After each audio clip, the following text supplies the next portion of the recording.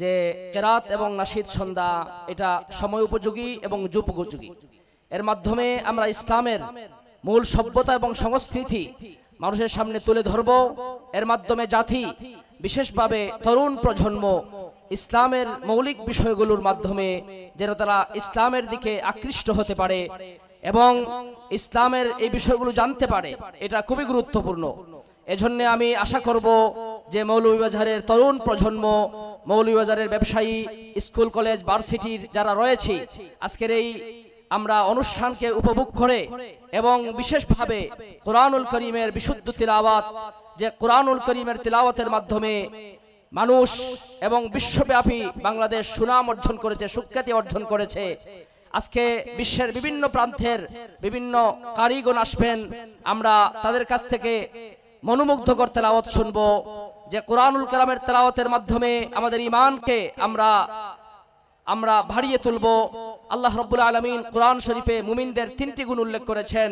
আল্লাহ তাআলা বলেছেন যে সাহাবায়ে কেরাম, তাদের মধ্যে 3টি গুণ ছিল, ইদা তুলিয়াত আলাইহিম আয়াতুহু যাদাতহুম ঈমানা, যখন তাদের সামনে কোরআনুল কারীমের তেলাওয়াত হতো তাদের ঈমান উজ্জীবিত হতো, ঈমান বাড়তো। ওয়া আলা রাব্বিহিম ইয়াতাওয়াক্কালুন, এবং তাদের ভরসা ছিল আল্লাহ তাআলার উপর।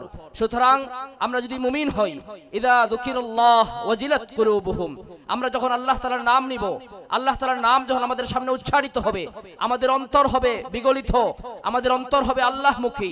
আমরা যখন কোরআনুল কারীমের তেলাওয়াতের অনুষ্ঠানে আসব, আমাদের ঈমান বাড়বে, আমাদের ইয়াকিন বৃদ্ধি পাবে। এজন্য এই ধরনের মজলিস, এই ধরনের অনুষ্ঠান আমাদের ঈমান বৃদ্ধির অনুষ্ঠান, এই ধরনের অনুষ্ঠান আমাদের ইয়াকিন বৃদ্ধির অনুষ্ঠান, এই ধরনের অনুষ্ঠান আমাদেরকে আল্লাহমুখী করার অনুষ্ঠান।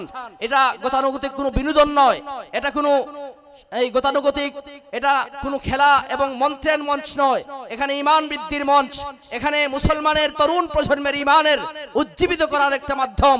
এজন্য আমি আশা করব আজকের এই মজলিসে আমরা অনুষ্ঠিত হয়ে আমাদের মস্তক, মসব, মতাদর্শ সব কিছুকে সামনে রেখে আমরা সমস্ত মতবাদ, মতাদর্শকে ভুলে ঐক্যর প্ল্যাটফর্মে একত্রিত হয়ে আমরা আজকের এই কেরাত অনুষ্ঠানকে আমাদের ইসলামের সভ্যতা এবং সংস্কৃতির মাধ্যম হিসেবে সামনে রাখবো এবং সকল মতাদর্শের সবাই ঐক্যবদ্ধ হয়ে আমাদের ঈমান বৃদ্ধি, আমাদের ইয়াকিন বৃদ্ধি, আমাদের এইভাবে সভ্যতা সংস্কৃতিকে সামনে তুলে ধরবো, যেন কুফর এবং শিরিক, ঈমান বিদ্বেষী যারা আছে তারা যেন বুঝতে পারে ইসলামের মধ্যে সভ্যতা সংস্কৃতির গুরুত্ব রয়েছে। ইসলামের মধ্যে এই ধরনের অনুষ্ঠান উপভোগ করে প্রকৃত ঈমান এবং সত্যবাদী মুসলমানের পরিচয় তুলে ধরবো। আল্লাহ রাসূল সাল্লাল্লাহু আলাইহি ওয়াসাল্লাম বলেছেন, আহলুল কুরআনি হুম আহলুল্লাহ, যারা কোরআন ওয়ালা, যারা কোরআন শরীফকে মহব্বত করে, যারা কোরআন শরীফের সাথে সম্পর্ক রাখে, এরা আল্লাহ তাআলার পরিবার। সুতরাং আজকের এই অনুষ্ঠানে যারা অংশগ্রহণ করব, এরা আমরা আল্লাহ তাআলার পরিবারের অন্তর্ভুক্ত। কোরআনুল কারীমের মজলিসে আসা, কেরাত মজলিসে আসা এবং এইভাবে সভ্যতা সংস্কৃতিকে সামনে তুলে ধরা, এটা রাসূল সাল্লাল্লাহু আলাইহি সাল্লাতু ওয়াসসালামের এই হাদিস থেকে প্রমাণিত হয় যে আমরা এই কোরআনুল কারীমের অনুষ্ঠানে আমরা যতক্ষণ থাকবো আল্লাহ তাআলার রহমত আসবে।